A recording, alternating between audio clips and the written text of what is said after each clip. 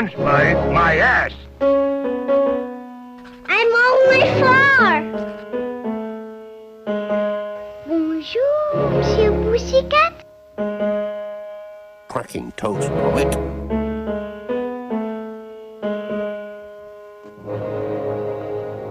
Start spreading the news.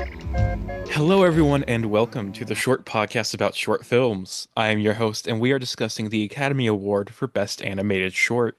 Today's episode is about the 93rd year of the award at the 97th Academy Awards, which celebrates the films of 2024. Today's guest needs no introduction. Welcome back to the show, Christoph.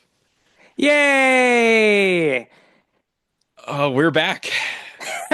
Yes, we're so back, and I'm so happy that we're back. It We should do this every year. We probably will.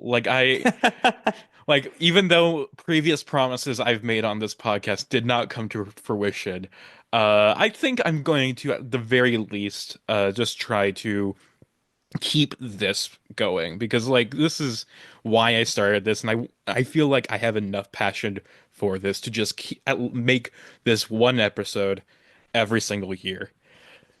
And it's so much fun to do this every year. It really is. As I was telling you before we started recording, it's just when I went in to do all my research for this, it's just it was like a second instinct just took over, and it's just I just greatly enjoyed this whole process of finding out more and more about all these different filmmakers we're going to be talking about today. It's the complicated and production stories they've got. And it's there's a lot of story here. And it's even though this entire year is first time nominees, it's there's a wide variety in terms of animation experience and things like that. But anyway, I know normally for this next portion I say it's what's your familiarity, but I feel like that's less relevant because I feel like from now on it's probably just going to be you over and over again for the yearly episode. So instead, just tell us, what did you think of the 97th Oscars? In general, I As a was whole. not really passionate about the films that were nominated this year. I think this year's crop of movies is not as great as last year's was. I still haven't seen I'm Still Here, which is going to be released here in Germany on Thursday, so I'll probably have watched it within a week's time. I have previously said that of the 9 Best Picture nominees I've seen, Conclave is my favorite, and Conclave would have ranked in 7th place in last year's lineup if you throw it Oh. in there. So it's not terrific. If we're talking about short films, however, I think the Academy managed to avoid most of the real stinkers in the live action and animated short film categories. I think I like the live action lineup a bit more than the animated lineup as a whole. But I'm really happy with the winners we chose. I'm really happy that I'm Not a Robot won Best Live Action Short, which is Yes. incredible. I mean, it's not like great and out of the box movies weren't on the shortlist in last year. We had them all there. We had the Anne Frank gift job and Plastic Killer and Warshaw and Sense of Dreams and Your Dad, Elan. You remember Your Dad, Elan? That's so great. They were always there. The Academy just chose to ignore them and nominate the things they usually nominate. And having I'm Not a Robot not just being nominated but actually winning feels like I hope this is the beginning of a new era for the Academy, not just a one-time hiccup. We shall see next year, but I'm just happy we got this for once. I pulled up my list of all the shortlisted films last year, and it's so some of those I remembered, some of those I did not. But yeah, for this year's Oscars, it was fine. I didn't feel too strongly for or against any of the nominees I mean the winners, outside of really loving The Substance and the one we're going to talk about today, and really not liking Amelia Perez. But everything else was pretty much fine. Although, like you, I was so happy when I'm Not a Robot won live action short, just because that category so often ignores fun movies. And this is the first one in so long that's been just genuinely a fun time while also still being interesting. And it's just, and it's like I told you about this, but it's like of course I have a ranking of all the live action short winners I've seen, and even though I'm not a robot is just really good. It's not the best movie ever or anything. It still ranks number 5 out of over 100 films that have won live action short because there's just so much garbage in there. Out of curiosity, where does Black Rider rank? Black Rider. Hold on. I'm gonna have to pull up the whole list. Um, God, what the hell? Okay, I need to look up I'm Not a Robot. Christoph, you faff around for a bit while I pull up the list. Because if people who are listening to this aren't familiar, Black Rider is a really fun movie from the 1990s, which is uh, basically a joke, but a really great joke with a very great punchline at the end. And it also looks very good. And if you're now saying you rank it 87th, it will invalidate everything that I'm just saying right now. But it's one that comes highly recommended for me. One of the great best live action short winners that we have. And I wonder if you have pulled up the list by now. I have it pulled up now. I ranked Black Rider number 45, and it's like I gave it 3 stars because there's a lot of the nominees and even some of the winners just boiled down. Not just this category even, but I think we've talked about a few of them on Best Animated Short as well. Oh, where it just boils down to a good punchline, and yeah, it's good. And so like I have Black Rider at 45. Omnibus is a similar one at 27. Trying because I know there's others that are like just a single joke. And I'm trying to find the other ones that are like that. I think there's one in the 2000s as well. Um, oh no, that was when things started being very not funny. Never mind. Um, anyway. Oh, I'm thinking of the one that's like the shortest one ever nominated in live action short, where it's like the woman on the bus. So it's like Yeah, I'll get off I'll at the wait next for the stop. next one. Yeah, I'll wait for the next one. That one was a good one. I feel like that would have been like 30s if it had won, but it didn't because I don't know, the Academy sucks. I don't remember what it was up against, but it's probably Where up. do we have where do we have race male heterosexual dance hall? Oh, that one's very high. Let me get over to that. That's at number 10. And where do you have the lunch date? The That's another lunch. one of the punchline based ones. That's the one I was thinking of too. When was that made? What was that? 1990, it won for 1990. But I Um, believe its letterbox date is 89. okay. That explains it then. The lunch date. Ah, there it is. It's number 22. Okay. So yeah, you see these like these aren't shorts I love, but they are shorts that are kind of funny. They are a good time, but kind of forgettable. And yet they are in the top like 10-25% of films. It's it's dire in this category. Yeah, especially in the last few decades. So mid 2000s onwards, it's really uh, It's really rough. uh, It's like we got infamous ones like Skin and Two Distant Strangers, West Bank Story, This Charming Man, helium, Helium. Uh, stutterer, Stutterer's really good. I Toyland. won't let you trash that one. That one's great. That one's like actually like one that one has a sense of humor too, but also it's just well made, I think. But the rest of them, they're good. They're Well, trash. I just realized I gave Stutterer 3 stars actually. So it's I didn't actually hate that one. It's just the title that somehow rang a bell when I just saw over the nominations or the winners. Mhm. I wish we could go back to the days of the fucking Pete Smith shorts. Even though those are mostly terrible, I think they're terrible in an entertaining way. Like I've watched Penny Wisdom like 4 times because I find it so endlessly hilarious. Yeah. Anyway, this is the wrong category. We need to get back to animated films. But Yes. another segment we have here before we actually get to these nominees. I'm Uh, ready. we Yes, I'm ready. While we are here to discuss the shorts, there is also a Best I'm Animated ready. I Feature told you I'm category ready. at the Academy Awards. So to be fair to them, Christoph, I will list off the names of the nominees for Best Animated Feature this year, and I want you to tell me in just one word what you think of them, or simply say you haven't seen it. If you haven't seen it, are you ready, Christoph? I am ready. Okay, so first we have this year's winner, which was Flow. Deserved. Next we have Inside Out 2. Sequel. Next we have Memoir of a Snail. Depressing. Then we have Wallace and Gromit, Vengeance Most Foul. Nostalgia. And then we have The Wild Robot. Good. All right, that's the end of that segment. Now we can finally get into these nominees. Our first nominee and the year's winner is In the Shadow of the Cypress, directed by Hossein Molayemi and Shirin Sohani.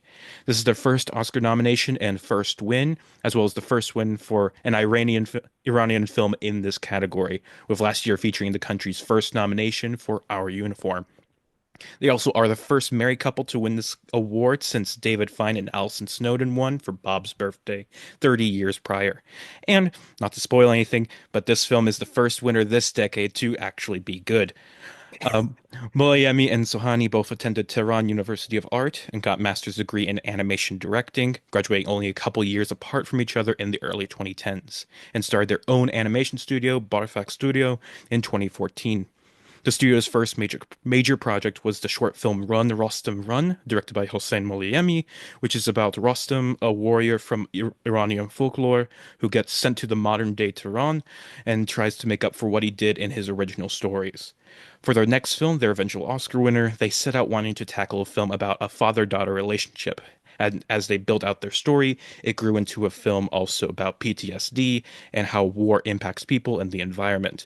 The story is particularly personal to the filmmakers, as Mulayemi has a strange relationship with his own father, while Sohani's father is a veteran of the Iran-Iraq War and suffers from PTSD. For the film, they tried their best to stick to a minimalist mindset, trying to convey as much with as little as possible. Some of that was due to their artistic vision, with the limited setting, color palette, the minimalist score, but it was also due to production reasons. Molayemi and Sohani have been incredibly vocal about the struggles of living in Iran, especially as animators.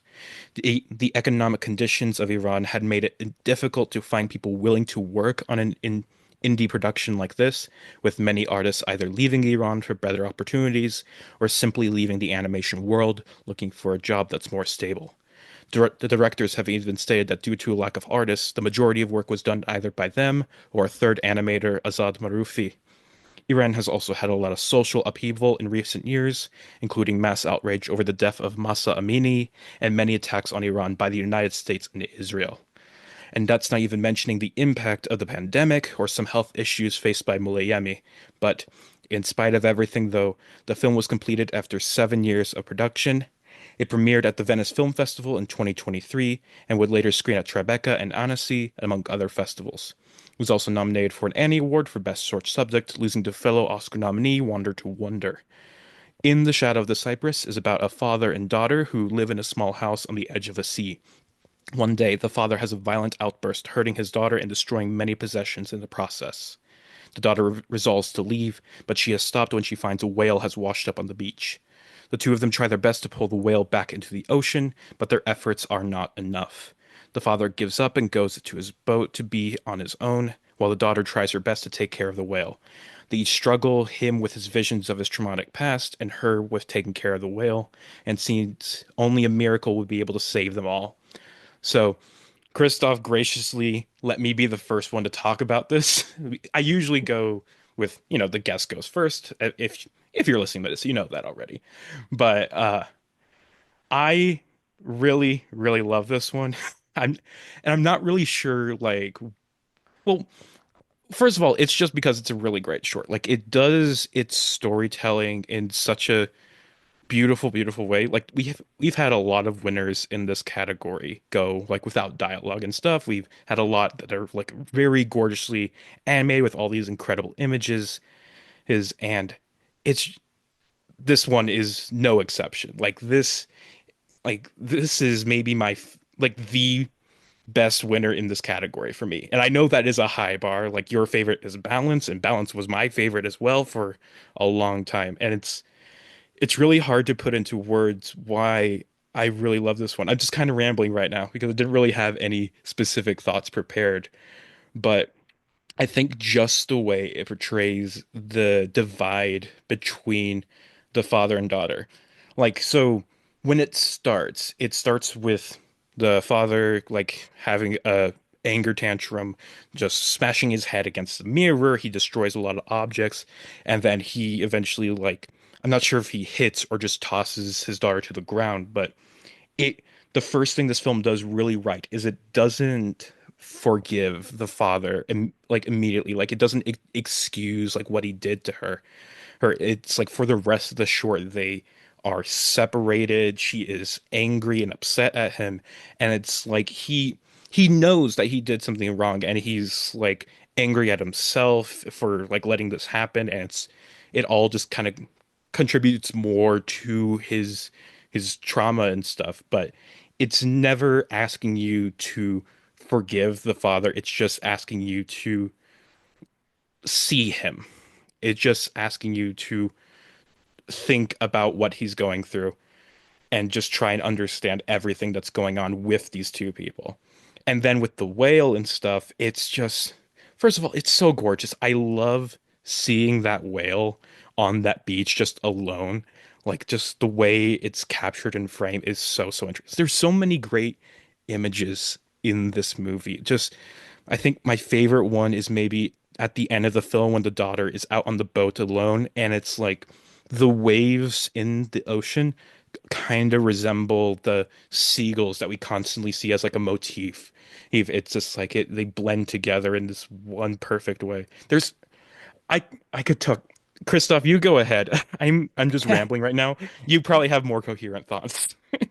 I'm not sure if I would say my thoughts are coherent because what I really love about In the Shadow of the Cypress is that this film really makes good use of the art form of the animated film of the short film and of the animated short film because it kind of knows and understands that for this kind of film getting a story or a plot across might not be as important sometimes as getting the emotions across. I have watched this film 4 times by now.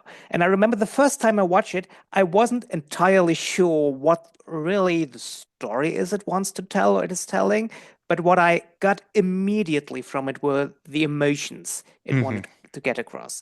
And having seen it several times by now, I get what it's about. I get that. I get the backstory of them with the mother who was drowning during an attack in the war, which the film shows somehow in the middle.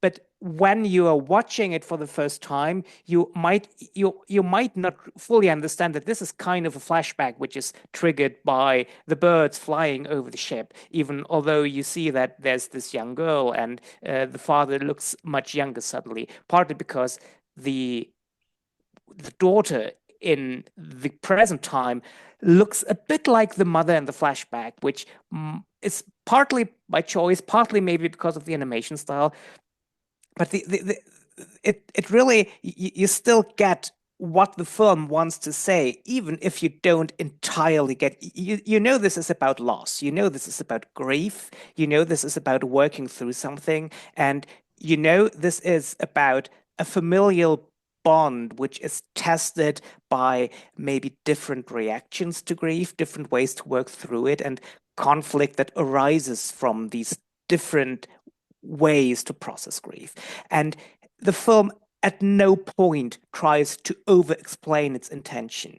Hmm. You don't get a character spelling out things. You don't get a voiceover spelling out things, which a lesser film might have done uh, to be more palatable to audiences.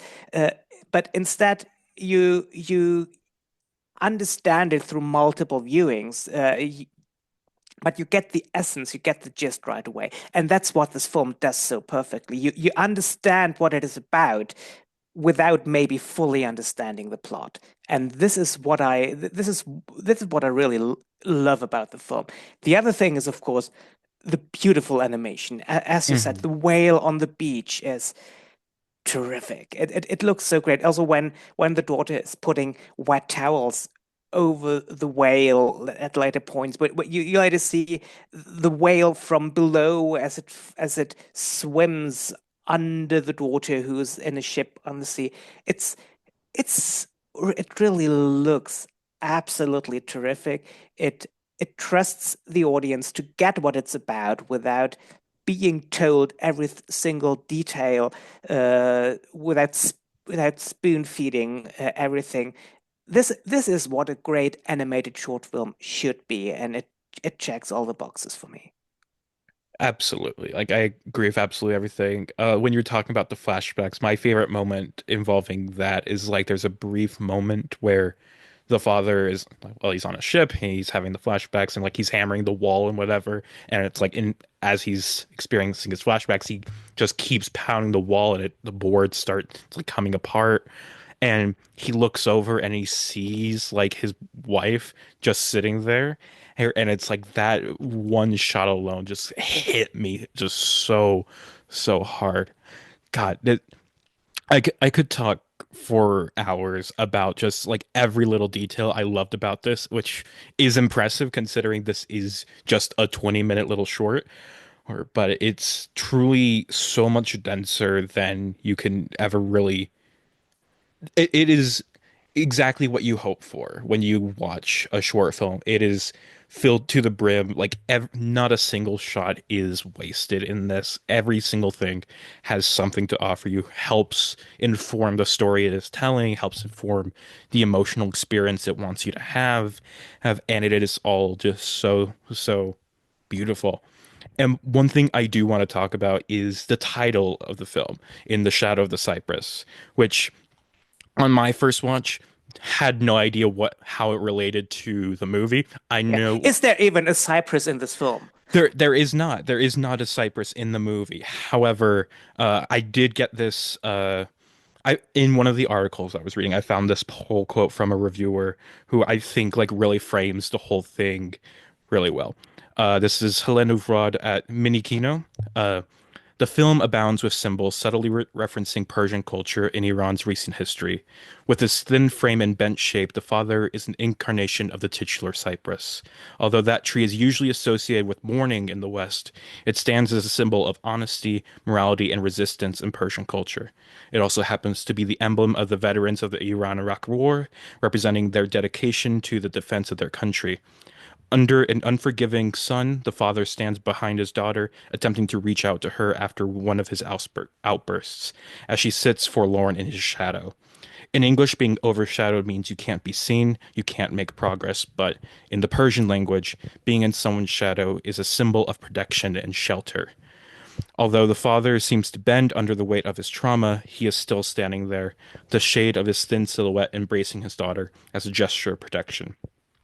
That last half was from the director Hossein Mulayemi, but that and after reading that, after finding that quote, and then when I watched the film right before this, and seeing that moment when he shadows her, it's like it's the same moment as when she starts crying and then melts like a candle. Oh, it is so gorgeous. Again, so many great moments in this movie, and there is so much more I've yet to unravel with this. It is just that perfect of a movie. I'm so happy this Yeah. one.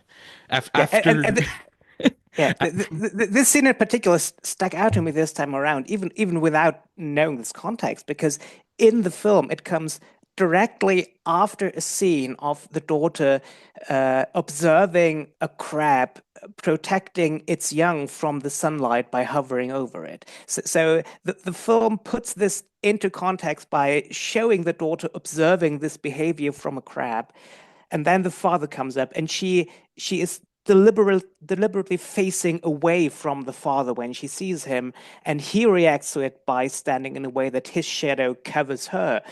And then you say she's melting like a candle. The film transports this even if you don't know the context. I also like, as you say, the daughter melts like a candle. In other scenes, we see the father breaking like shattered glass. And shattered glass is something that happens several times in this film. So there's a kind. This is probably a different way to show maybe different kinds of grief at different times of kinds of reaction by the daughter and the father. So the film finds ways to show the differences between the characters without being overt about it. Mhm. I especially like at the very beginning of the film when what after the first outburst and when the daughter packs up and is ready to go, the father turns into like these flower petals and tries to hold her back, but then she immediately just keeps walking. And he like transforms back into himself. It's like there's so many of these moments like that where it's like when they couldn't find a way to convey the complex emotions of the scene in just the moment, they find these interesting more abstract ways in order to do it, and it's like it's so good.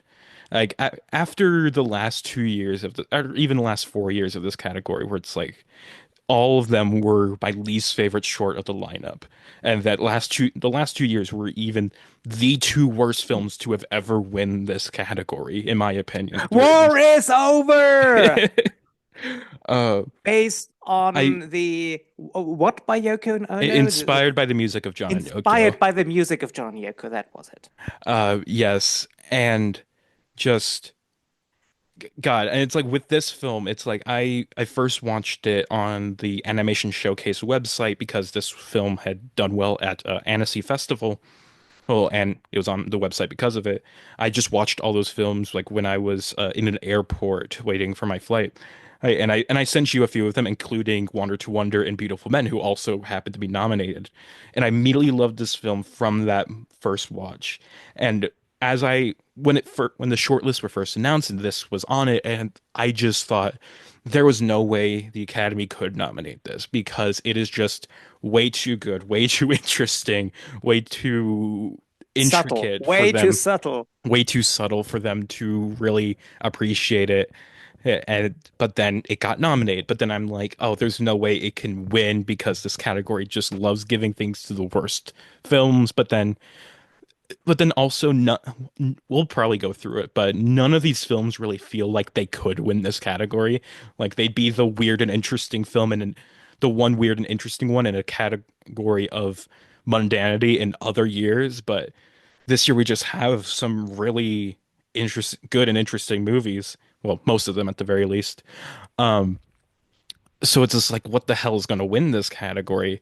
And when we were talking about it, I was leaning towards Yuck because I was just thinking when this category usually prefers like family-friendly movies, like it's not going to award the two films that have characters with their dick out, and it's probably not going to award uh the other two film like I didn't think it was going to be Magic Candies just because that one I had thought was just less good, and I didn't think it was going to award this because it's just too interesting, too deep, and I saw a lot of people who just didn't really understand what the movie was doing, and so I just thought, oh, it's going to be Yuck, it's going to be the cute film about kissing, but then you pointed out to me that this is the only one that well, there were two that didn't have that had the aforementioned nudity, and the other two both had subtitles. And it's just like in that moment, I was like, wait, maybe you're right. Maybe this is how we win. And you were right. This ended up winning. I wasn't right, by the way, because I said that Wonder to Wonder is probably gonna win. It was my prediction. But you were right in that one moment where you pointed out. I said Yak is the problem. Yak has subtitles, which might be a problem with some parts of the Academy. Mhm, But I still said Wonder to Wonder is what I'm leaning towards. mhm. Yeah, and it's like in But thank you for misremembering that I was right. you're welcome. Oh God, I think we have to move on from this. Like, even though wish this could Yeah, just be a podcast about In the Shadow yeah. of Cypress, we go We through are it frame we are by not frame or whatever. we are not doing the film a favor by over-explaining it. Yeah, let's move on to our second nominee, which is Beautiful Men, directed by Nicholas Keppens. This is the first Oscar nomination for Keppens, as well as producer Brecht van Elsland. Keppens is a Belgian animator, attending CASC in Ghent and Luca in Brussels, and eventually getting work on the French animated film Phantom Boy. After that, he was production manager at the Hans Op de Beek Contemporary Art Studio until he left that work to become a lecturer at CASC, his former alma mater. All the while, Keppens was making art. We're here because of his animation work, making films like Wildebeest and Easter Eggs, but he's also an accomplished sculpturist in other mixed media works. He even helped create a stage show for the Carnival of Ulst, which is essentially the Belgian version of Mardi Gras. And Christoph, the picture I sent you was from Keppens' show at this Carnival of Ulst. However, going back to his animated shorts, almost all of them were made in conjunction with Animal Tank, a Belgian film production company focused on finding weird and interesting filmmakers, particularly animators, to help them make their films. Founded by Bert Lasaffer and the aforementioned Brecht van Elsland in 2014. Keppens first had the idea for Beautiful Men in 2018. He was in Istanbul and the hotel he was staying at had a partnership with a hair clinic. So as he was in the hotel, he noticed the majority of guests in the lobby were bald men hoping for a hair transplant. What struck him the most about it was that unlike most times when there's a large gathering of men, the place was eerily quiet. No one was talking to each other, just dealing with their own lives in that moment. Then, as Keppens himself gets to the point where he starting to lose his own hair, the idea for the film formed, and he talked to his friends and family about their relationship with their hair and why baldness is something that men actively fight against. There was also a decision to set the film in the pandemic to create a juxtaposition of how, even in these times of large scale tragedy, people still get bogged down in their own worlds. The film is ultimately about isolation, masculinity, and as Keppens puts it, the tactility of skin. A story about characters who are unable to push their plot forward. When it came to the animation, Keppens was typically a 2D animator, and this was his first stop motion film. He had planned for most of pre-production to also animate this in 2D, but once he had locked in the script, he realized that stop motion was the way to go, citing a book about the behind the scenes of Anomalisa and him seeing pictures of the puppets not in the scenes. I mean, his heart broke because he felt that they were yearning to be moved. With stop motion, he felt it was easier to portray a character being alone by just placing the puppet alone rather than trying to draw a whole scene of a character experiencing loneliness. When creating the puppets, large they were largely silicone based to create a more lifelike look to them, and Keppens tried to ensure that there were no visible lines on the puppets in order to make them look as human as possible without going too far into the uncanny. This resulted in the puppets being a lot more limited in their mobility, requiring subtler movements in the animation. I really love this one quote from Keppens about the design. You really want to caress these characters because their heads are so round. The film debuted in Belgium at Ghent International Film Festival and would win the Alexis Parker Award at the Annecy Film Festival. Beautiful Men is about three brothers, Stephen, Bart, and Colin, who travel to Istanbul for hair transplants. However, when they arrive, Stephen finds out that he had only booked one transplant and hesitates to tell the other two that only one of them will be able to get their hair. Christoph, what did you think of Beautiful Men?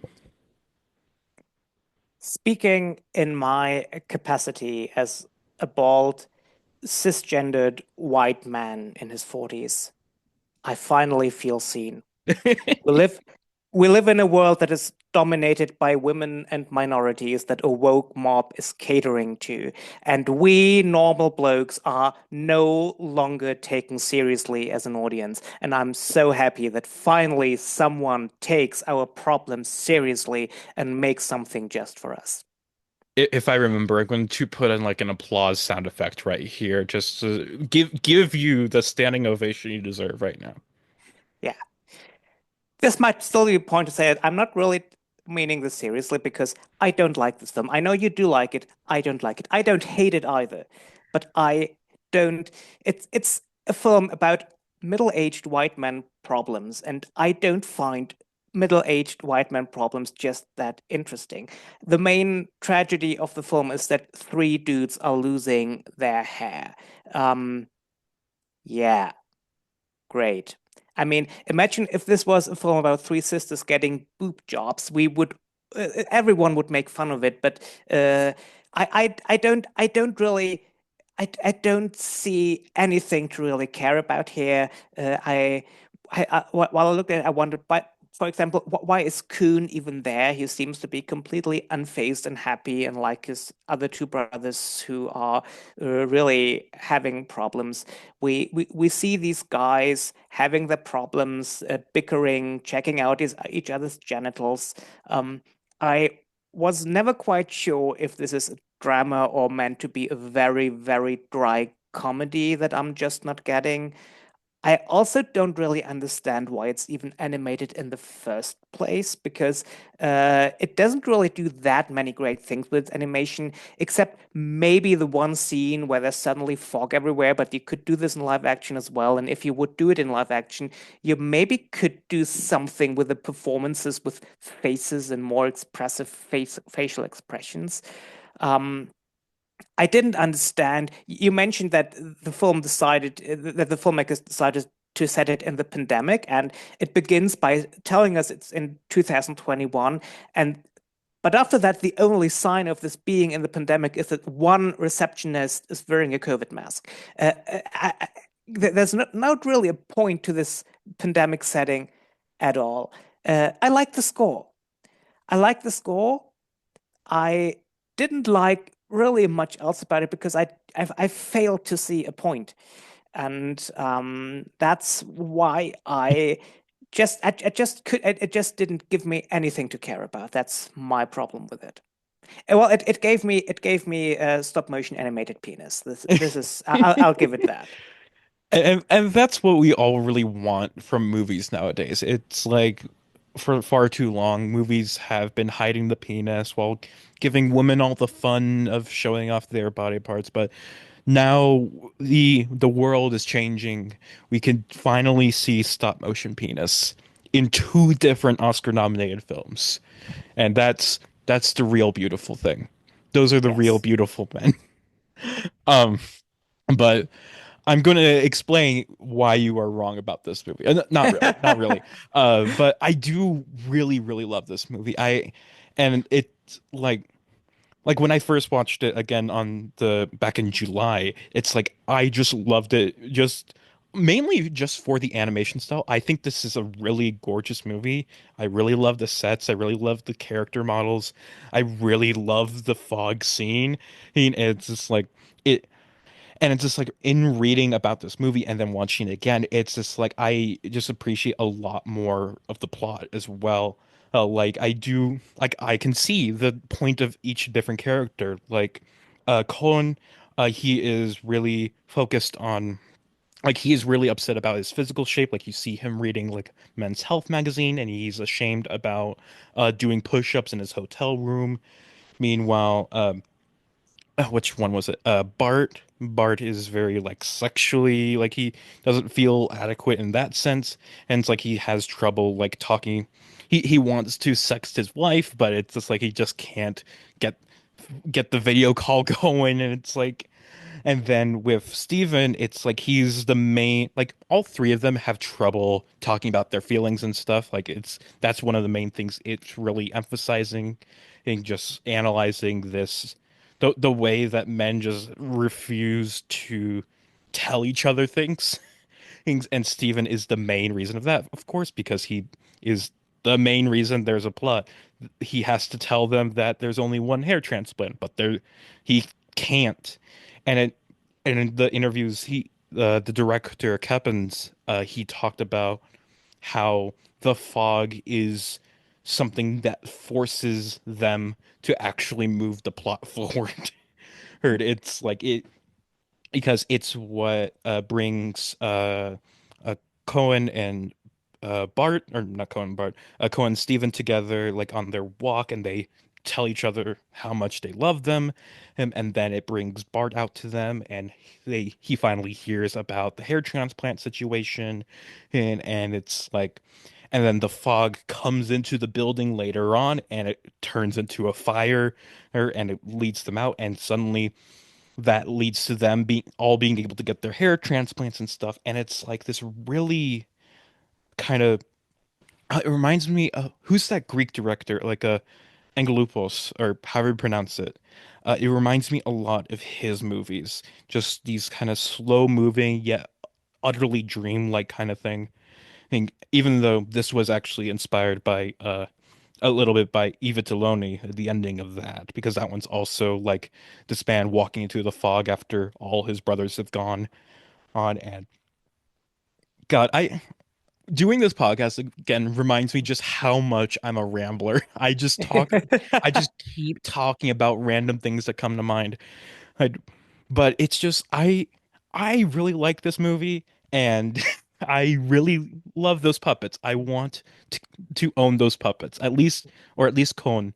And I sent you a video of the director at Annecy with with this guy with a big head of Cone, and it was I need that head. I want to wear that head. It is so funny to me.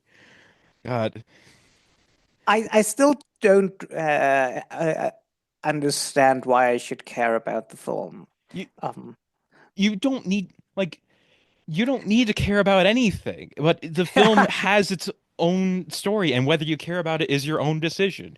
yeah. It's like you don't need to care about the story of In the Shadow of the Cypress. You don't need to care about magic candies.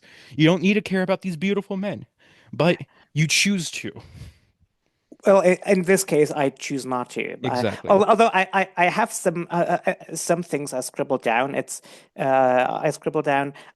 I'm not sure you're supposed to take your smartphone into a Turkish steam bath for multiple reasons. Oh yeah.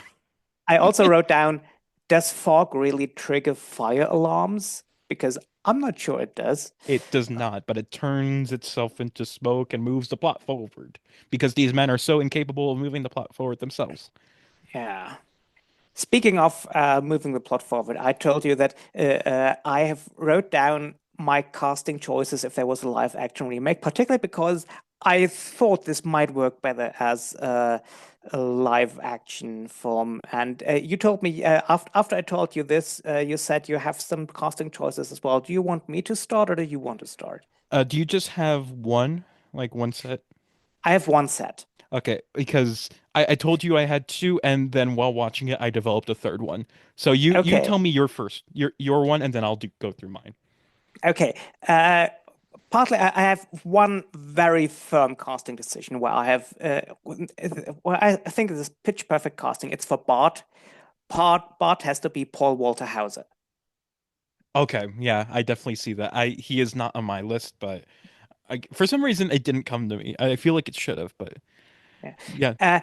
Stephen, I was, I tried to rack my mind a bit about Stephen. My initial instinct about Stephen was Sam Rockwell, but Sam Rockwell is in his mid to late 50s by now, so he's probably 10 years ago. Sam Rockwell would have been perfect casting for Stephen.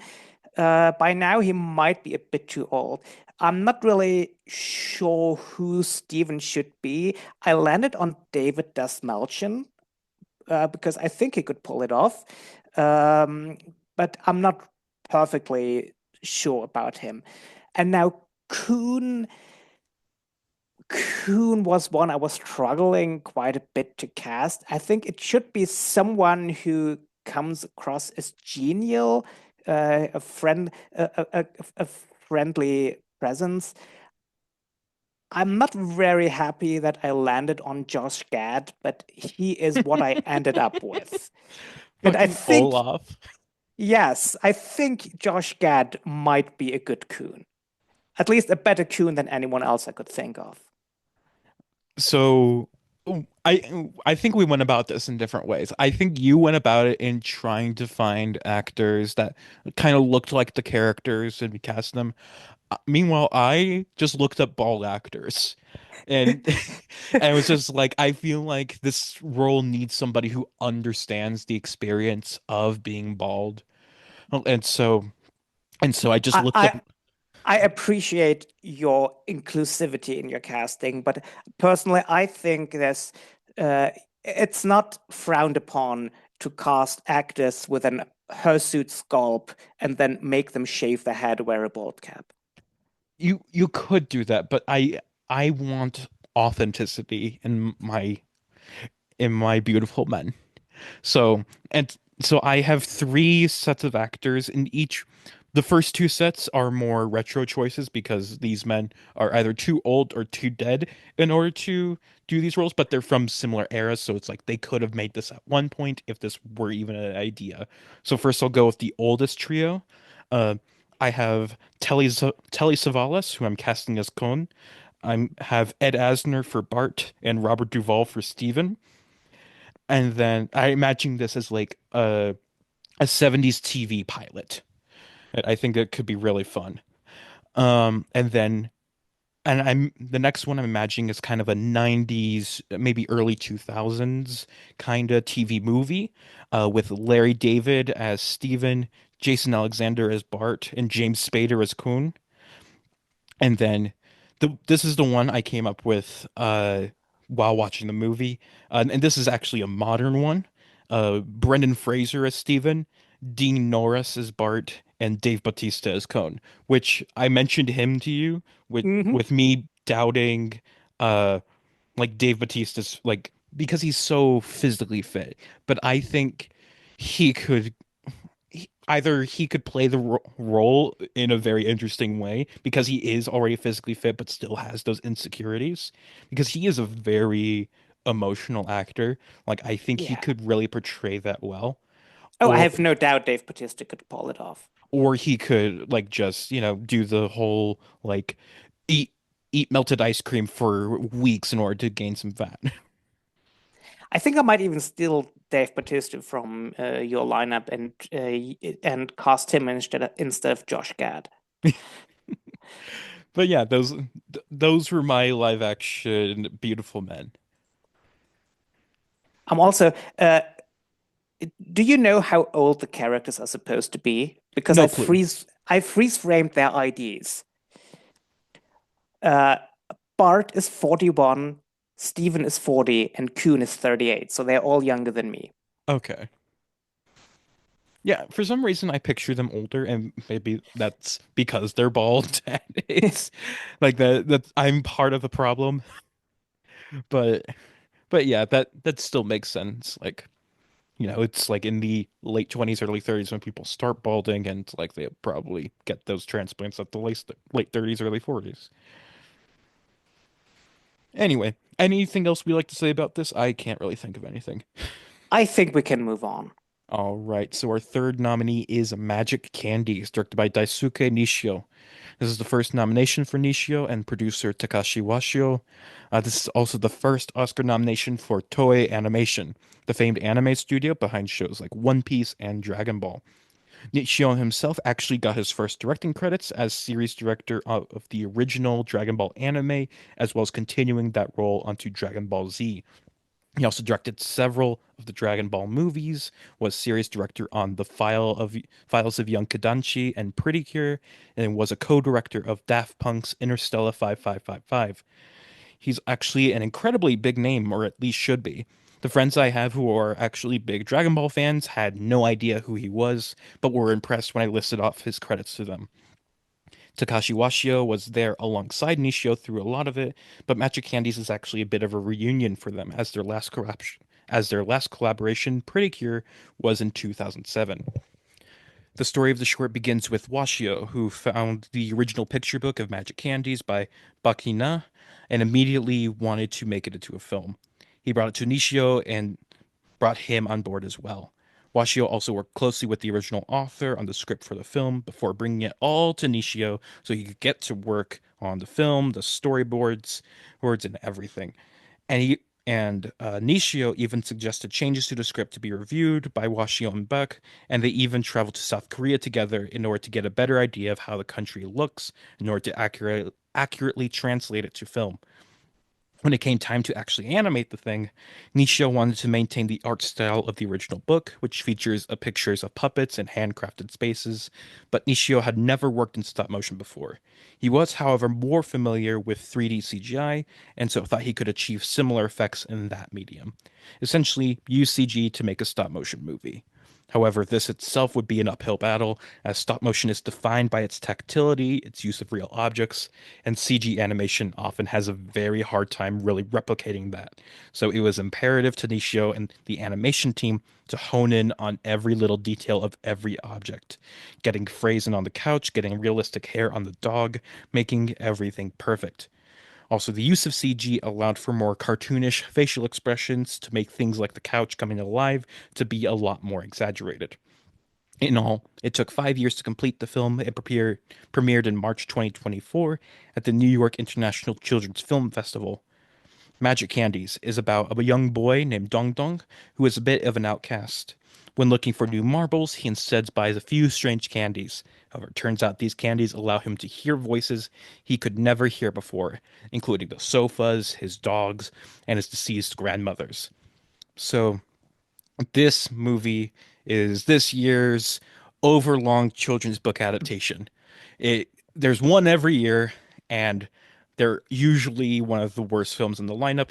And with a lineup that's otherwise pretty good, this is the worst one. And I still like this movie. I think it's all right. It's definitely better than the Magic Light Pictures films, but it still has a lot of the problems that often come when you just directly adapt a book, a picture book, into a movie. Specifically with the endless narration and the absolute repetition of the story, where it just kind of feels like we're going through the same beats over and over again. It's like, yes, he eats the candy, he hears a voice, it tells him that they love him, and then they go away, and then it repeats and repeats and repeats, and it's like it doesn't feel like it's going anywhere. It just repeats this and then it suddenly ends. And it's like I get why people like this movie. I when I talked to people about like what they thought of the animated short nominees, this one was a lot of people's favorite. And I get that it's probably because one, it's a more typical story of an animated short. It's a lot easier to understand than some of the other ones. And it's like I get it. But also it's just so uninteresting to me outside of like the animation style, which also just kind of seemed a little bit ugly to me. Like there were points in it where it's like I thought it was really funny. Just like a lot of the exaggerated facial expressions, like especially the flashback to Dong Dong as a kid playing with his dog. I really liked little baby Dong Dong. Um, but a lot of the times it just looks kind of ugly. Like the first time he tastes the candy and his face gets all weird. It's like it's not. I get it's supposed to be kind of funny, but it just kind of looks bad. And it's like it reminded me a lot of like those 2000s era CGI shorts before they really learned how to use CGI properly. And this is definitely better animated than that. It has actually some really good moments. But it at the same time it feels like the kind of thing that would be made back then, that would be nominated 20 years ago. Oh, and it's just like, what is this doing in 2024? What about you, Christoph? Yeah, I mean, the first thing I wrote down is that this is a fun 80-minute short blown up to a 20-minute runtime. Um, it over explains everything that we see. Like we see Dong Dong talk to the sofa when he has a candy in his mouth, and it stops as soon as it takes it out. And then after that, he basically explains to the audience what just happened because he took this candy which looked like the sofa, and then he could hear the sofa speak, and then he muses aloud what is going to happen next if he tries the candy that looks like his dog. This is. Uh, this is stretching it over the runtime. I don't particularly love the animation. Um, it's just it tends to get a bit sappy. I mean, the conversation with this dog is a bit sappy, and then uh, we get the one where suddenly his stern father tells him that he loves him, which I didn't particularly love because it sort of perpetuates the stereotype that even if your father treats you like shit, he still really loves you. Um, not really sure if this is the thing we want to tell. Um, so it's just as you said, it's too repetitive because basically after he hugs his father because he knows that he loves him, I thought, okay, this is over, we can wrap it up. But we still have at that point another 7 minutes of film to go through. There's Uh, still three more candies. yeah, and we have to take every single candy. So it's not really great. It's just what you said. There's one thing I want to point out about the lineup as a whole.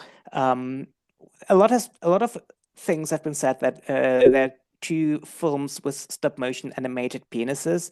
This is the third stop motion animated film, and while we have two stop motion animated films with dong, we have one with dong dong, uh, which I But find this kind of isn't stop funny. motion. It's computer. It's Oh, it's 3D. not stop motion.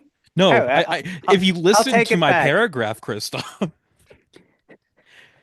Oh, sorry. Yeah, you're right. It's not stop motion. But 3D and stop motion are kind of similar in the way that they come across. I'll try to save this now. yeah, But I'll also try to save my joke about two in which there's dong and one in which there's dong dong. yeah. But yeah, in case you missed it, it's like the original picture book. It had like physical made puppets, but then the director had no way to. He wanted to do stop motion, but couldn't do it. But he knows CG, so he's like, "We'll just do CG." Yeah. But yeah, uh, Sorry for not listening to you properly. it just makes me reflect on all the podcasts we've ever done. It's like, has he ever listened to me? I famously don't listen to any of your podcasts. But I mean, specifically while we're recording them is the thing.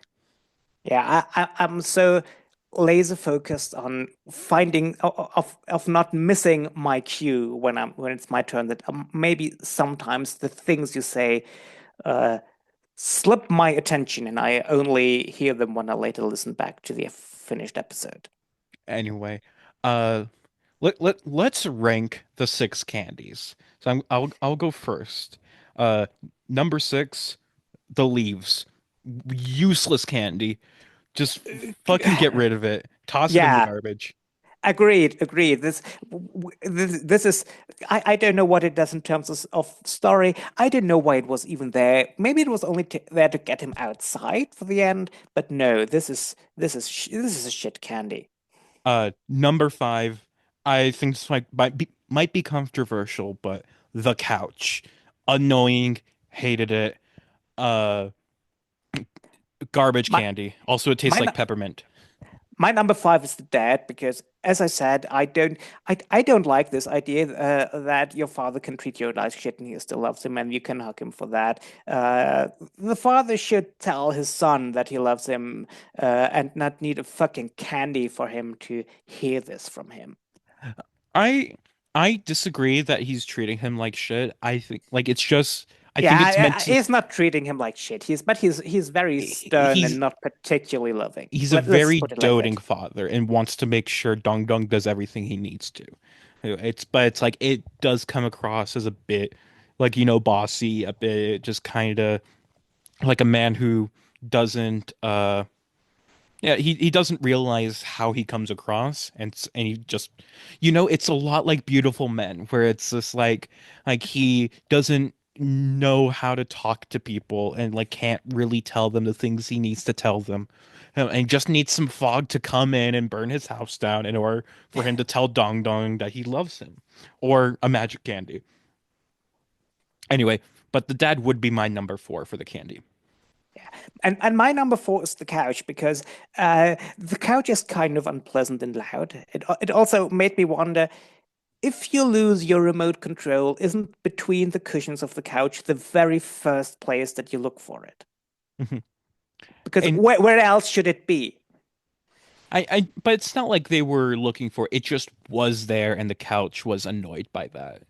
But still, the couch is also annoying me. But they also mentioned that they lost the remote. It's not there anymore. I mean, why Mhm. didn't you even look for it? And also the dad farts in the couch. That was just a weird joke that didn't really Yeah. land at all for me at least. Uh, Now we have our top three. And I think this might be another controversial one, but number three is the grandma bubblegum. Uh, I think it's just a very inefficient candy having to blow a bubble, have it go all the way into the fucking sky, and then the bubble returns and then pops, and then you have to re-chew the bubble if you want to talk again. And it's just like with all the other candies, it's like the conversation was instant. It's like I feel like Dong Dong should be able to just hear the grandma from anywhere. And also just the way he sticks it under the table so he can chew it again and talk to her again later is like really gross. My number three might be controversial as well. My number three is the dog, partly because the conversation with the dog just meandered on for too long and got quite sappy. Um, and uh, it's not really it's emblematic for the film as a whole that it just went on for too long and could have been a bit punchier. So this is my number three. Okay. My number two is the dog, uh, which I like. I think it's a solid segment. I think it's very important for Dong Dong to hear that like he needs to understand that his dog is getting old, and it's like it's something that he wouldn't have been able to learn otherwise. As it's like, hey, I still love you. I'm not avoiding you. It's just I'm getting old and can't really play anymore. So just let me be a tired old dog, but we can still play sometimes. Just don't take me to fucking school every day, you stupid kid. And my number two is the grandmother because I kind of like the idea of hearing a voice again that you have lost because the grandmother isn't there anymore. And while it's gross that he's putting the bubble gum under the table so he can chew it again, it's also kind of like the idea that unlike all the other candies, which aren't gum but candies and are then gone and he can't have them back, he has the opportunity to re-experience this listening. hmm I And which I'm brings us really to our number one, which is I'm the clear candy, which is the best because afterward the film is over.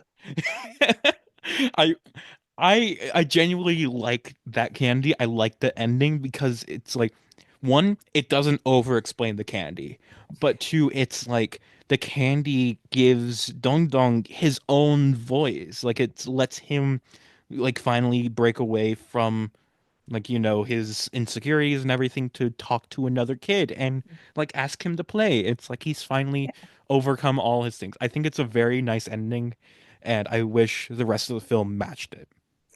Yes, that's another way to put it. Anyway, one last question I have about magic candies for you is if you had a magic candy, what voice would you want to hear? Ooh. Now I'm just looking around my living room and see uh, which of the objects here I would be most interested in talking to.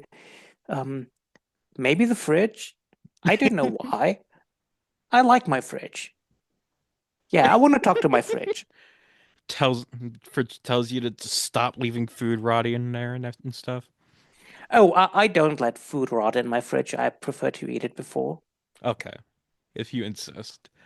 Uh, Looking around my room, I see the standee for Dogman I got from work, and it's like I would like to talk to Dogman. I think that'd be fun.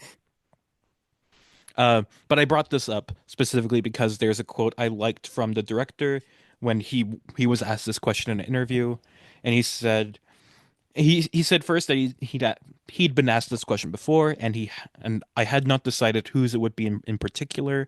I would rather give magic candies to someone who wants to hear someone or something. I think everyone has the desire to hear the voices of someone or something. Perhaps there are people who need the ability more than I do. And I think that's a nice answer, but also a way of saying, don't ask me this question.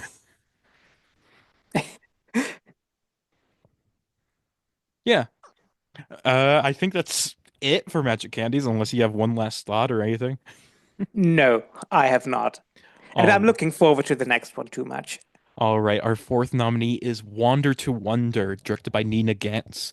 This is the first and only nomination for Gantz, as well as producer Stinet Bosklopper, which is a very nice name.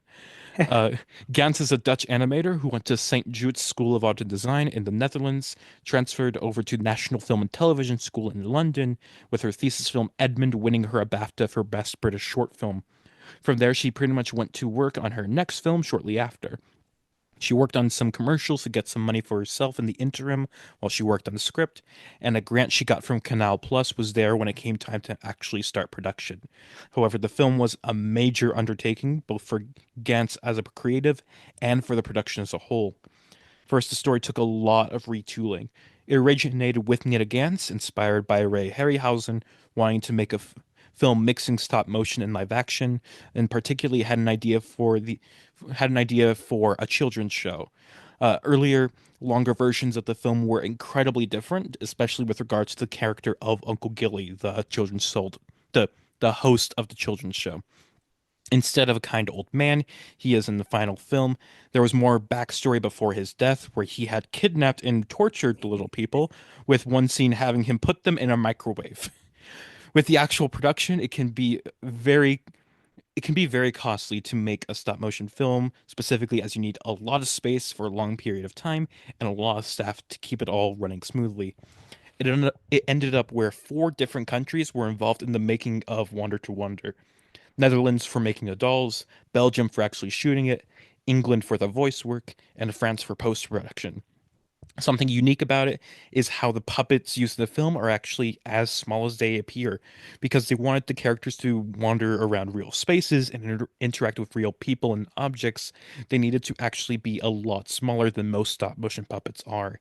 Gantz ended up having the puppets 3D printed, which has rarely been done before, but allowed her to make larger detailed models out of clay and then scan them into a computer and print them out, along with all the different mouth shapes and everything needed to make the puppets come to life.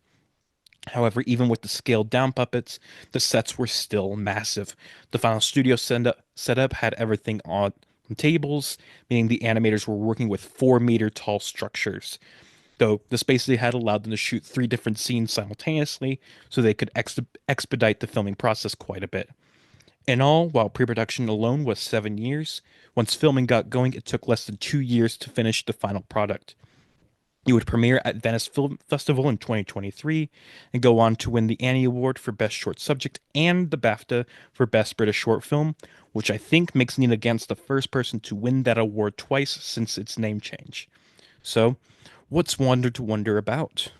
Well, over the hills and over the sea, far, far, there's a wandering tree where Mary's making lovely things and Billy Bud's doing the gardening. What's that? It's Fumbleton. Take my hand and let's wander to wonder. Or at least that's the plot of the public access show inside the short film. But sometime after the human creator of the show dies, the three little actors are left to fend for themselves and start to go a bit mad on their own. Mary tries to maintain normalcy. Billy Budd has seemingly become a lot more childlike, or perhaps he was always like that. And Fumbleton turns out to be an aspiring Shakespearean actor. Christoph, what did you think of Wander to Wonder? This is such a profoundly weird and crazy short film, and I absolutely love it. I love it even more on a rewatch. And originally, after my first watch, I was mainly bewildered by what was going on. I think I really understood more of the actual plot behind it now on the second watch, and I just enjoyed it immensely. What I want to say, for a change, I just listened to what you said, especially about the additional backstory that the kindly creator of the show within the show originally had.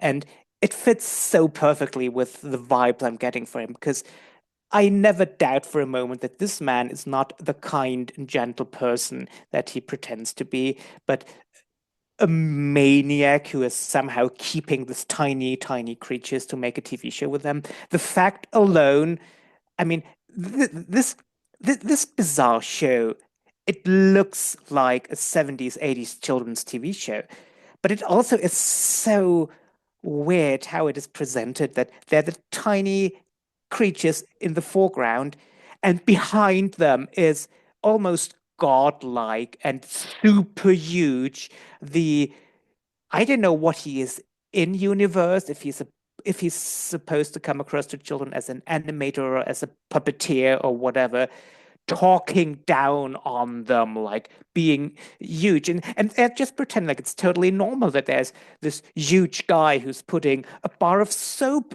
there and asking him, "Oh, did you know what this? Oh, it's not a giraffe. It's not tall enough to be a giraffe." It's it's it's so much fun to watch this, and then we see that the animator has died, and flies are flying around his dead body, and they get increasingly crazy and totally insane. It makes perfect sense that the one who's trying to keep things running as normal is the only female character, because we as a society have always relied on women to get shit done, while we men are getting more childish or self-important, or Or getting hair transplants or getting or quoting Shakespeare while being naked from the hips down. It's just they are getting crazy. They are beginning to starve. They are the last things they apparently eat are the gherkins before they then try to move on to the flies, which it's just so wonderful how they are all deteriorating, how Mary's attempts to keep up the show and running are getting out of hand more and more, how she's increasingly desperate, that how things are getting out of hand. Um, it's I really love this so much. It's so out of the box. It's so crazy. It's crazy that this is an Oscar nominated short film. It reminds me of the 70s in the category when we could get absolutely bonkers nominees. This is way too bonkers to be nominated in the last 2 decades. I'm so happy that we're getting this. I I was bemused and liked it my initial watch. I love it so much more now that I rewatched it. It's it's amazingly entertaining. Um, I love it. yeah, I like you, it's like on the first watch, I was just kind of confused the whole time, but enjoying how weird it was. It's just like I have no idea like why these are like little creatures, and it's just like, oh, the guy died. And it's like what the hell's going on here? But then on this watch, it's like I just fully appreciate the whole experience just as this weird little peek into this world of insanity of this like Lord of the Fly, like just dropping us in the middle of this Lord of the Flies type situation.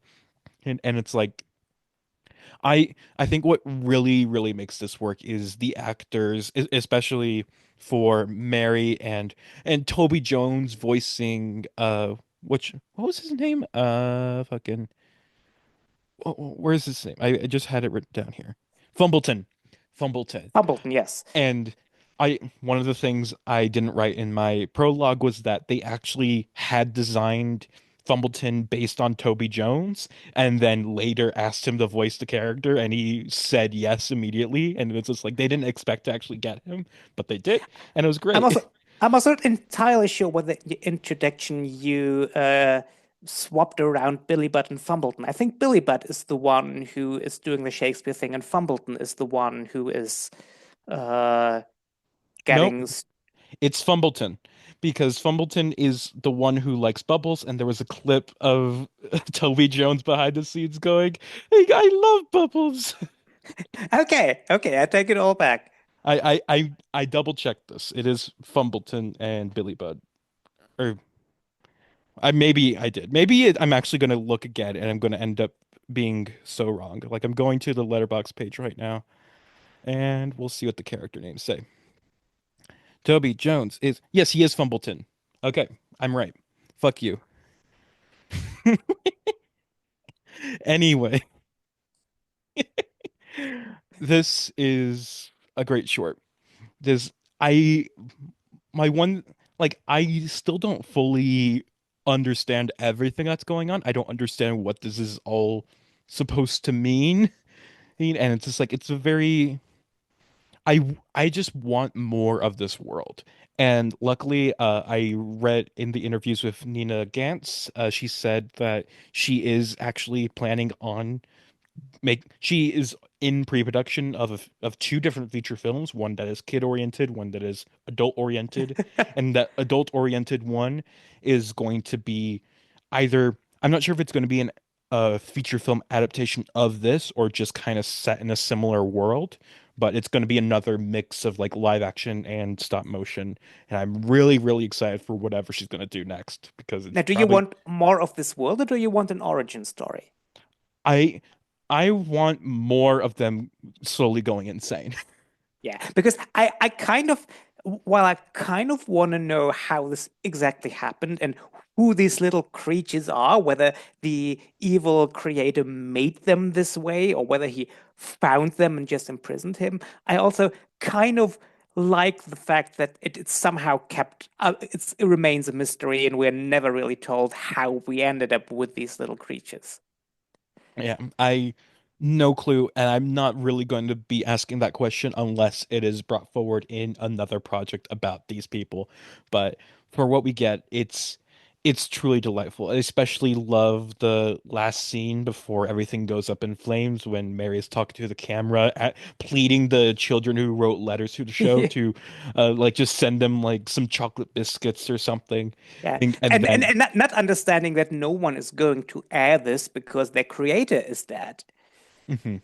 Yeah, I they're mean, just she's telling that to no one because no one in universe, no one is going to see this. Yeah, she's just filming it on a camcorder, and I don't think she really understands. Well, actually, she might. I think that's a matter of interpretation, like whether she's just talking to the camera, I like think does she have hope or no? she knows he's getting fan mail because we see her reading the fan mail, but I don't think she understands that the reason they're getting fan mail is because after filming that, it later gets aired on TV. I'm not sure. I don't think she understands this step in between. Hmm. Okay. But yeah, and then Billy Budd in the back is playing with the matches. He's just juggling throughout the movie, and he starts juggling lit matches, and of course burns the whole place down. And another thing, they actually burnt down the set. Like they, in Wow. order to do that effect, they just burnt down the set, and so they could walk out into the charred remains. Yeah. And they survive by fleeing into the oven. Hmm. Which, if they had actually kept the scene where Uncle Gilly puts them in a microwave, would have been a nice little parallel there. That's right. But yeah, um, what else there to say about this? I just really like this one. It's just weird and surreal, and it's like it's everything. It's everything. It's great. Good job. Good job, Academy, on Yeah, well nominating this done. one. Well done nominating this. All right, let's move on to our fifth oh, actually, wait, before we do that, I my page has cut off a quote that I wanted to share, and I shared it with you, Christoph, but I just want to share it with the audience as well. So Nina Gantz, she was apparently like a very, of course, very detail oriented, making sure every little thing is perfect. And she said, "My Dutch friends call me Mierendoeker, which is like a nitpicker, I guess, but it translates to ant fucker. So I'm the ant fucker, and I'm quite proud of it. I think it's important to ant fuck a little bit, not too much, but as long as it's important for the story." And I just really love that line, and I wanted to make sure everybody else heard it. It makes sure it's important to ant fuck a bit. And I'm surprised like nobody in the movie actually fucked an ant or anything because I feel That's like true. she would have been It, inspired it, by it that. would perfectly fit. Anyway, our fifth and final nominee is Yuck, or also called Buck, directed by Loic Espuche. This is the first and so far only Oscar nomination for Espuche. I'm not sure if it's Espuche or Espuche, but one of those. And Juliette Marquette. Espuche is a French animator who studied animation and directing at EMCA and La Poudre, he two prestigious animation schools in France. There's honestly not too much to say here. After graduating, he just worked on a few movies as an animator or storyboard artist, including Oscar nominee I Lost My Body, before directing this. Like Nina Gantz, this was his first film after graduating, and the inspiration for it came from actually screening one of his other films for some kids.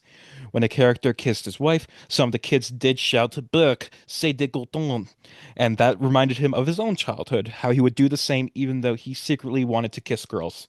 It wouldn't be long before he had the idea of the glowing pink mouths representing a desire to kiss someone, and decided to center the film around that. 2D animation was chosen because it allowed the design of the film to be a lot simpler and make the lips stand out, and a lot of work went into perfecting the look and especially the sound of the lip glow. The sound designers layered sounds of skin, the sparkling water, and a rain stick to achieve the right sound design. But the true goal of the film wasn't just to make a cute film about kissing, but to make something young and old people can watch together and maybe help kids learn that they don't need to hide their feelings and bring adults back to their childhoods and even help emphasize lessons about consent because only when both people's lips are glowing do they ever kiss. Yuck is about a group of kids at a campground during the summer who keep watching people kiss and telling them it's gross. However, one boy, Leo, secretly has a crush on a girl, Lucy. And so this is the most normal short of the bunch. It is just a 2D animated short film about cute kids, and it's like they get they yell at people who kiss, but then one kid wants to kiss a girl, and that's it. That's the whole movie. We see people kissing, and the kids are there. And that's it. It's very kind of nothing, but also it's cute enough. Christoph, what did you think? Uh, the premise is adorable. I think it gets the mix of disgust and fascination the kids have with kissing just right. I think there may be one or even two scenes of the kids being disgusted by kisses too many. There's also plot development in the middle when the boy is shouting at the girl, which I didn't really need and only made the film longer than it needed to be. But it's cute. I didn't really love the animation style, but it works well enough.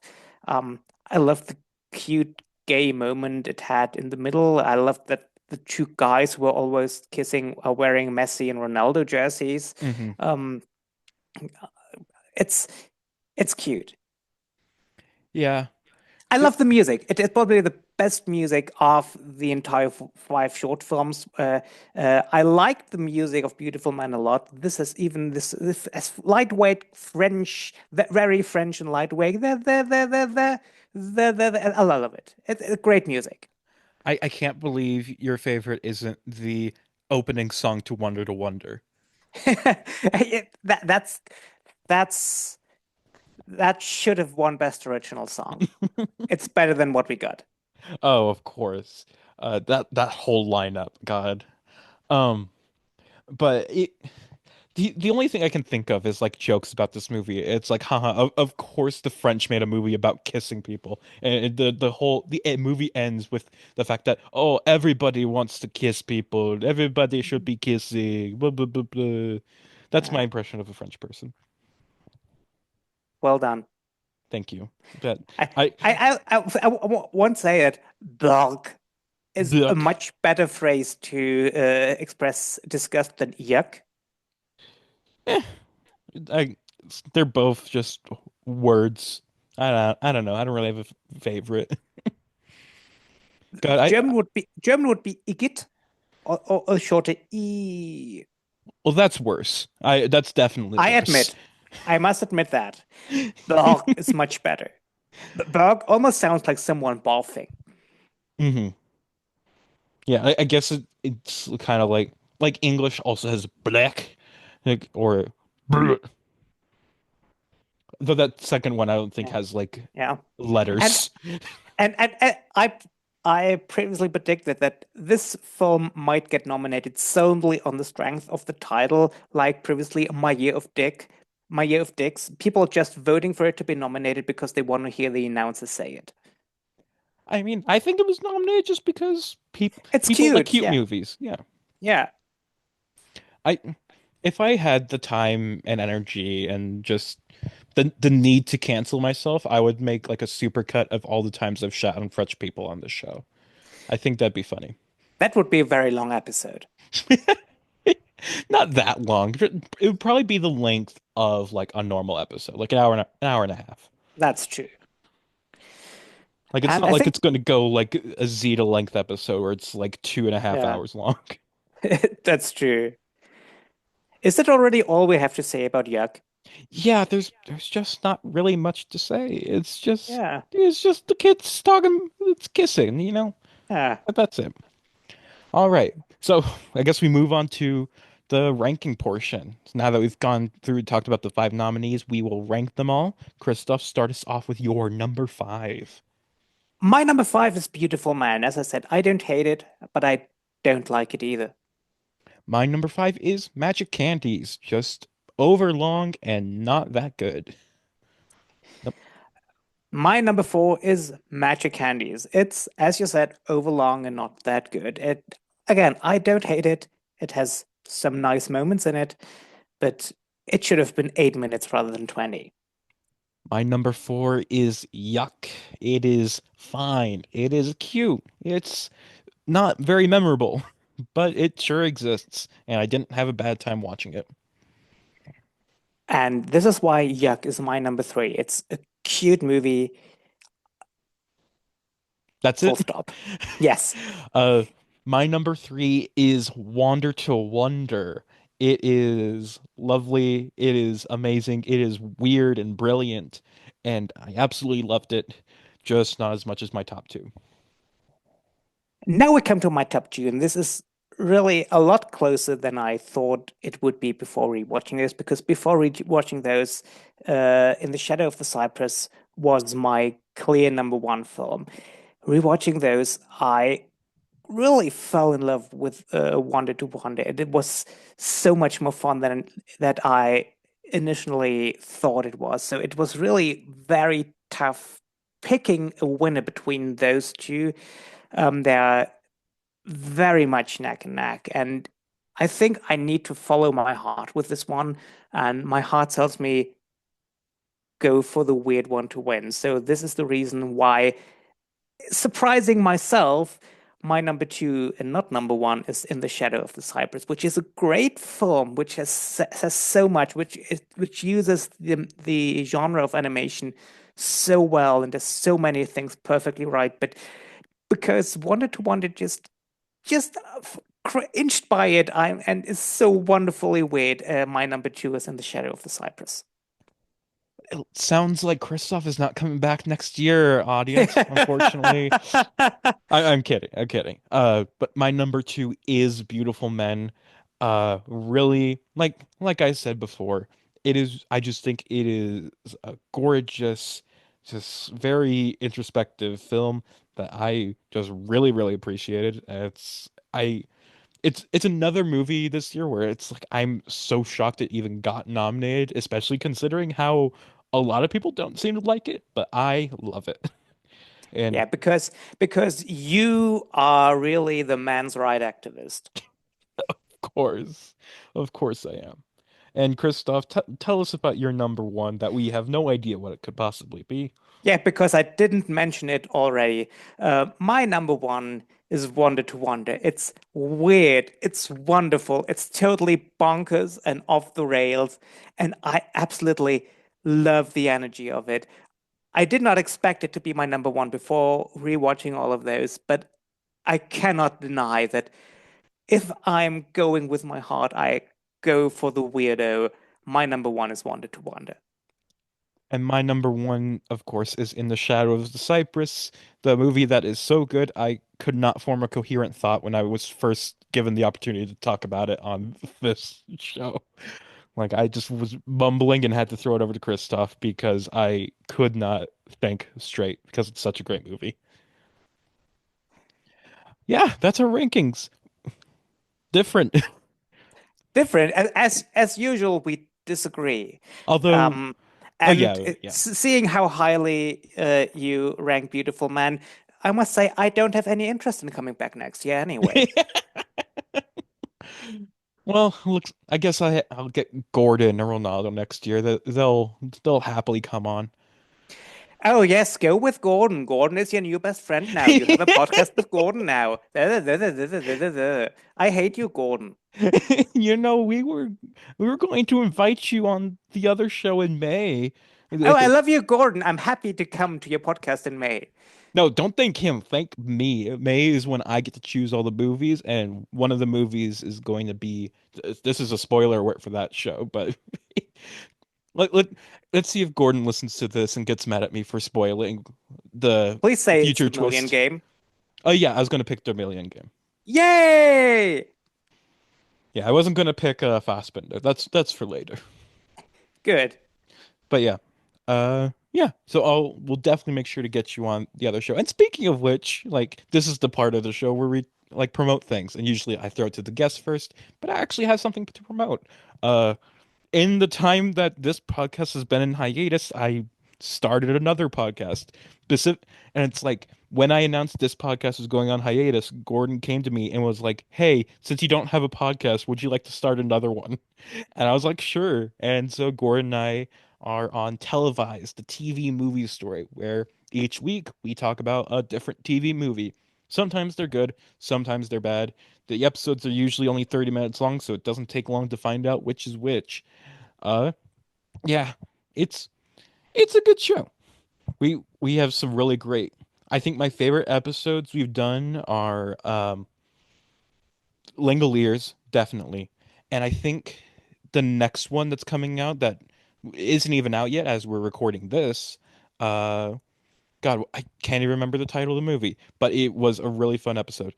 Uh God, what is it? Oh, The Late Shift, the movie about Jay Leno and David Letterman. I think that's a really fun episode that I think you'll have a good time listening to, Christoph. I hope I will. Anything you'd like to promote or any final thoughts you have for the episode? I didn't have really anything to promote. I could mention that since I've been on this podcast for the last time, I'm no longer the curator for Actor and Sporkle, but I'm the curator for Logic now. Still the curator for German. So some minor changes. Um, Yeah, you're very logical now and less actor focused. yeah, I think I was. It was about time to let some other people's do the actor choices, and since I'm a very logical and cerebral person, I needed to do Logic. Hmm. Definitely makes sense. Anyway, thank you, Christoph, for coming on the show, and thank you, listener, for tuning in. This has been the short podcast about short films. Until next time, goodbye.